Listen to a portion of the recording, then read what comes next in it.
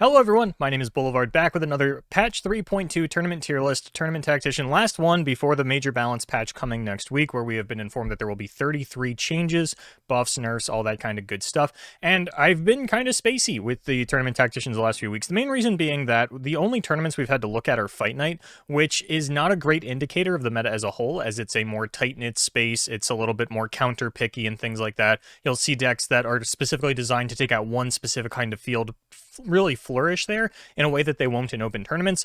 And because I am doing the top 3 Fight Night decks for Giant Slayer already, on top of the articles that I do for them doing tournament wrap-ups where Giant Slayer events are the only ones that I can look at, Tournament Tactician would have been the third time that I was regurgitating the information, and I barely like repeating myself once. So for the most part, that's why I haven't been as active with the Tournament Tacticians as of late. It has nothing to do with my state of the game or anything like that. These will be coming back full swing as soon as we get a patch and a return to normalcy in terms of tournament cadence, having hopefully at least one big event to look at on a weekly basis. The OLS is back this weekend. That's why I'm making such a big deal out of this one. But ultimately, meta's pretty settled, folks.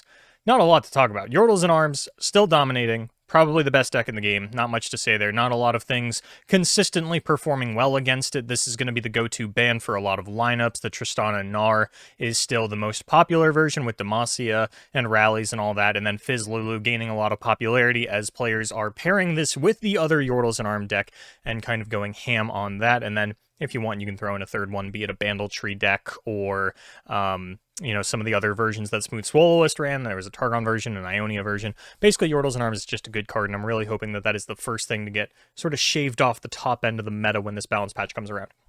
And then we have Lee Sin and Darkness, which are just kind of holding their permanent tier 1 spots. Neither of these are doing super duper well in tournament. Lee Sin never does phenomenally in a heavy Demacia format, but because that heavy Demacia format does sort of contain a Pantheon deck, Lee Sin will still be able to pick up the wins against these lineups. You know, if they're bringing like double Yordles and Arms and Scouts, yeah, Lee Sin's not going to do great. But for the most part, this is just one of the most powerful decks in the game. Said it before, I'll say it as many times as I need to. Lee Sin, permanent fixture in tier 1. And then Darkness, if you are not going a triple Demacia lineup, Darkness is a great starting point.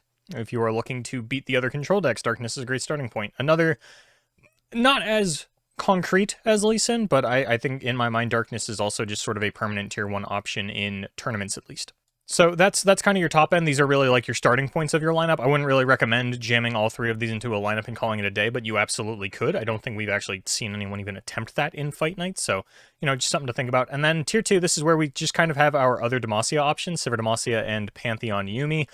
Scouts, obviously still a viable contender, but this seems to be the one that is getting tossed to the wayside most often. I would say the most popular version of triple Demacia or triple Demacia-like decks is going to be Yordles and Arms PNZ, and then Pantheon Yuumi. That's kind of what players are going for. Otherwise, it's going to be Yordles and Arms Demacia, Sivir Akshan, Pantheon Yuumi. These are what your triple Demacia lineups are looking like. That's probably the most popular lineup I would expect even going into this final weekend. It's kind of been, with Fight Night, it's been weird because you have one weekend that's very Demacia heavy, and then the next weekend we all flop to Control, and then the next weekend we flip back to triple Demacia, and then the next weekend is Control again. So it's really hard to know which is actually better for a big open event, which is why I've been so remiss on the fact that we really haven't had any. A lot of the other events that we've been having are capping out at like 25 players. I'm looking for something 64 plus, which the online league series traditionally is 80 to 100 minimum. So finally going to have that big open tournament to look at. Don't forget to sign up for that. Description below has the sign up link. Go for it. I'll be casting it with Jay Doza. Haven't cast with him since the seasonal. Again, that's just a lack of tournament things, not so much either of us trying to slow down or anything along those lines. Then when we round out our tier 2, we have Bandletree. Don't really need to explain this one, just another powerful Gnar deck. Ravenous Flock, a good card. And speaking of Ravenous Flock being a good card, Bandle City Swain is another deck that I'm really big on. No one's really running it outside of Brazil. I've been playing it a lot on ladder. I think I played 40 games in the last 5 days of this on ladder to a mixed amount of success, like I think close to 60% win rate, which is not great for ladder, but it is what it is.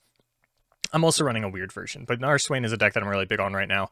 Doesn't do very well against Demacia, Yordles, and Arms. You do still want to be banning that, but I think that, if you are worried about Tri-Beam Control coming around and Scorched Earthing all your Bandle trees and things like that, then I think Bandle City Swain is a great option for players that still want to use that Noxus Bandle City, want to put their Gnar in a control deck, all that kind of good stuff. And then tier 3, Again, just things that are kind of rounding it out. I know that, like, I've been very sparse on the tournament tacticians, but as you can see, the information really hasn't changed much since the last one that I did a couple weeks ago, which is one of the reasons that I haven't been doing them as much, is I don't want to get up here and just regurgitate the same information at you over and over again. But Field of Rush is something that a lot of players are going to round out their triple control lineup, like Lee Sin, Darkness, Field of Rush. I think What Am I has brought that. I think Sujirkhan brought that to Brazil this week or something along those lines. I don't remember. It's all jumbling together, but Field of Rush is something that has been played in Fight Night consistently, and just something I wanted to shout out as that third control option for a lot of players, as Trundle Timelines is something that has really been completely phased out at this point. Spiders, Spiders, Pirates, and Bandle Burn still a viable option for the most part. What Am I still busted out every now and then, but it's not something I'm expecting to be popular or do super well. You might get one triple aggro lineup in a top 8, but certainly not more than that. Trundle Timelines, as I had mentioned, mostly phased out, but I think you will still see one guy that's just in love with this deck bring it. Bandle Burn, touched on that. Tri-Beam Control, another... I think that Bandle City Swain is what I like more than Tri-Beam Control, but if you do want to go like a... there's no overlap here because it's Bandle City and Noxus versus Noxus PNZ. It's Ezreal Caitlyn instead of Gnar and Swain. So if you want to, you can run Tri-Beam Control and Bandle City Swain and then like Darkness or what have you as your third control deck.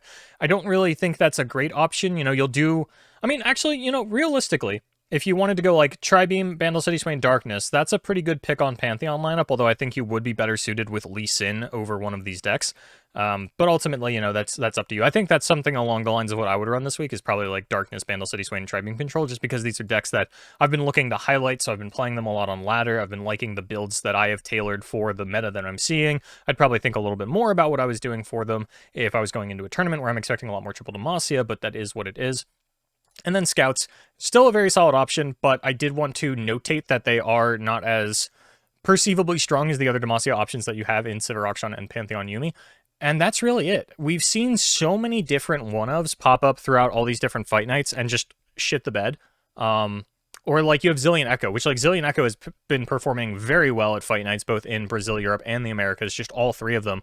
But it's only ever one person bringing it, and then you have some weeks where it just does nothing, or, what have you, and I don't think that it's necessarily going to blow us away in an open tournament. Like, I wouldn't be surprised if one Echo Zilean tops the Online League Series. I would be less surprised if 0 do. But it really just kind of is going to come down to the caliber of player. Like, I don't think you're going to see a random top with Echo Zilean at the Online League Series. It's going to be somebody that is a known aficionado of this deck, like Garrett's or Beast Llama or something along those lines. Someone that's really grinded this deck out a few times. But, like, that's one of the reasons that Echo Zilean isn't tiered. But, yeah, it's a short list.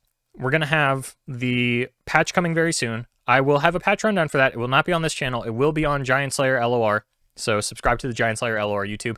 You can find my top 3 Fight Night decks there and all that stuff. Mostly posting on that channel, 2 videos a week, and then you get the Tournament Tactician here on a weekly basis once we get this patch up and running. I am very excited for it. Again, not a lot of information to present to you. I'm doing so much content now that, like, if you're just keeping up with Fight Night, this should not surprise you in any capacity. Maybe the Darkness and the Lee Sin do, but for the most part, I think this is a relatively solid list. Yeah, maybe I'm trolling a little bit in Tier 2, but, this is how I perceive things, so it is what it is. Anyway, thank you so much for watching. My name is Boulevard, as always. Good luck in your tournaments. Do not forget to sign up for the Online League Series. Link to sign up in the description below.